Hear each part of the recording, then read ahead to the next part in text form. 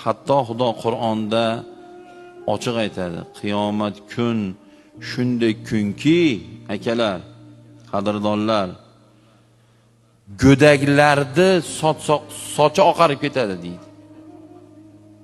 Tasavvur qilyapsizmi?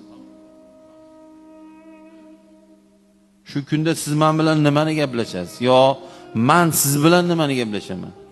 Shuning uchun bu dunyo imkoniyat dunyosi. Bir-birimizni rozi qilib olaylik.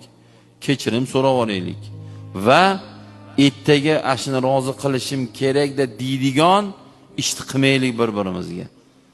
Orqamizdan gapirishni to'xtataylik, g'iybatni to'xtataylik. G'iybatchini Alloh yomon ko'radi. Birovlarning yutug'iga hasad qiladigan, kuykanaylik, ko'ra olmaydigan odam bo'lsak ichimizda, ey Xudodan qo'rqaylik. Alloh yomon ko'radi. Menga o'xshab imom domla bo'lsangiz ham, hoji aka hojdada bo'lsangiz ham, qora aka bo'lsangiz ham,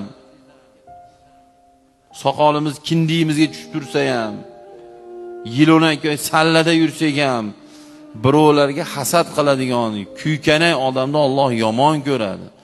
Birovlarni orqasidan yomonlab, arab tilida buni g'iybat deydi. G'iybat qiladiganlarni Alloh yomon ko'radi. Birovni haqqini yeydiganlarni Alloh yomon ko'radi. Birovni aldaydiganlarni Alloh yomon ko'radi. Birovlarni kamsitib, o'zini katta oladiganlarni Alloh yomon ko'radi. Yaxshilarni, muhsinlarni, ya'ni birovlarga nisbatan hayotida, odobda, axloqda birovlarni hurmat qilib, o'zidan ustun ko'rib, birovlarni haqqini yemay, chiroyli yurganlarni Alloh Qur'onda men yaxshi ko'raman deydi.